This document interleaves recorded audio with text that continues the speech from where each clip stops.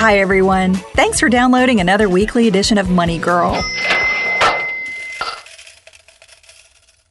I'm Laura Adams, the author of several books and audiobooks, including Money Girl's Smart Moves to Grow Rich. You can find the paperback or ebook at your favorite bookseller.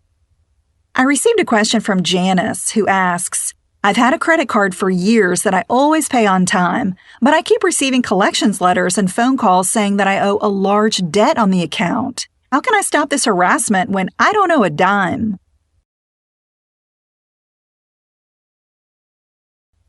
It's never fun being hounded by a debt collector. In this episode, I'll tell you the best ways to deal with a collector no matter if it's a mistake or you have a financial hardship.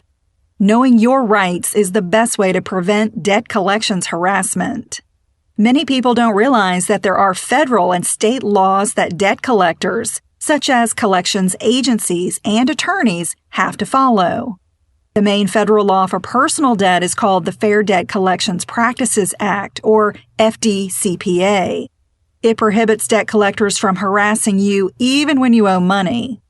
Illegal harassment includes the following: threatening harm or violence, calling you repeatedly, using obscene or profane language, misrepresenting personal or company identity, saying or doing anything deceptive or misleading, and threatening to contact your employer about a debt.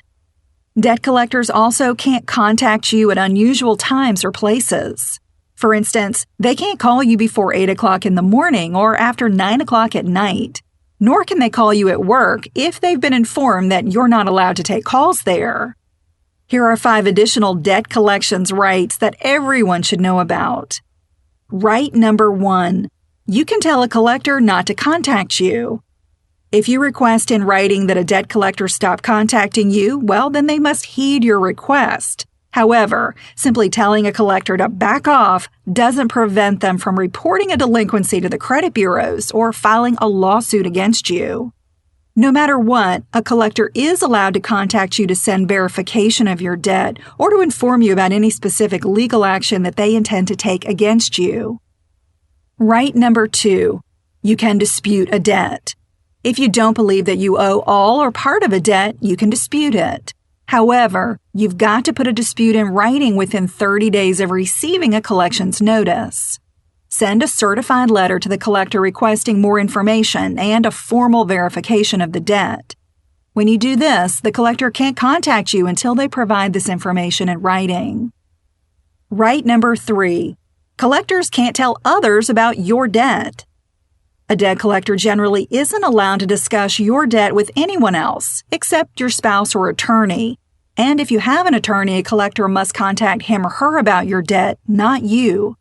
A collector can only contact other people to find out general information about you, like your phone number or address. Right number 4. You control which debt a collector pays. If you owe more than one debt, a collector must apply your payments to the debt you choose. In other words, a collector can't use your money to pay a debt that you don't believe you owe. Right number 5. A collector can't inflate what you owe. Debt collectors are prohibited from piling on additional interest, fees, or other charges to the amount you owe. However, if you signed a contract that permits additional charges, well, then they're allowed. So be sure to do the math and verify amounts that a collector is trying to get from you before you send any payments. But what if you're like Janice and don't owe money that a collector is pestering you for? Well, it could simply be an accounting error on your account. This has happened to me more than once. Or it could be a sign that you've become the victim of identity theft. A criminal may have used your personal information to open up an account or rack up credit card charges that you don't know about. Visit annualcreditreport.com where you can view or download your credit report history for free every 12 months. Go over your report carefully to make sure that the balance shown on each account is correct and look for unfamiliar accounts that you didn't open. If you have been the victim of fraud, immediately place a security freeze on your credit file. This will prevent new credit accounts from being approved in your name without your consent. Then, contact the creditor or collections agency and explain the situation. When you begin communicating with a debt collector, keep good records. like the date, time, notes of the conversation, and anything else you believe may be considered illegal harassment. This documentation will help you if you can't resolve a dispute or end up going to court. If a collector sues you, don't ignore them, even if you know it's a mistake. You must respond personally or through an attorney by the date on the lawsuit paperwork in order to preserve your rights. Likewise, if you've been harassed by a debt collector, you can sue them in state or federal court within 1 year. If you win the case, the collector may have to pay you for damages and court costs.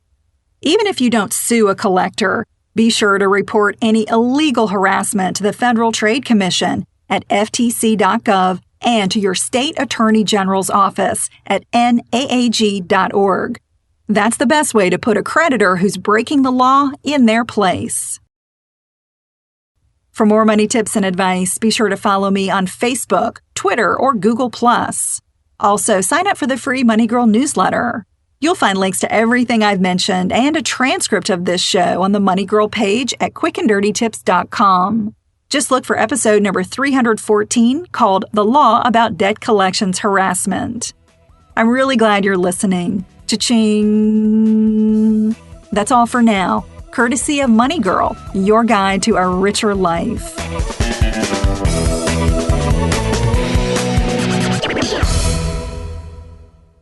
Betterment LLC is an SEC-registered investment advisor. Brokerage services are offered by Betterment Securities, an SEC-registered broker-dealer and member FINRA SIPC. Investments are not FDIC insured and have no bank guarantee. They may lose value. Investing in securities involves risks, and there's always the potential of losing money when you invest in securities. Before investing, consider your investment objectives and Betterment's charges and expenses. Not an offer, solicitation of an offer, or advice to buy or sell securities in jurisdictions where Betterment and Betterment Securities are not registered.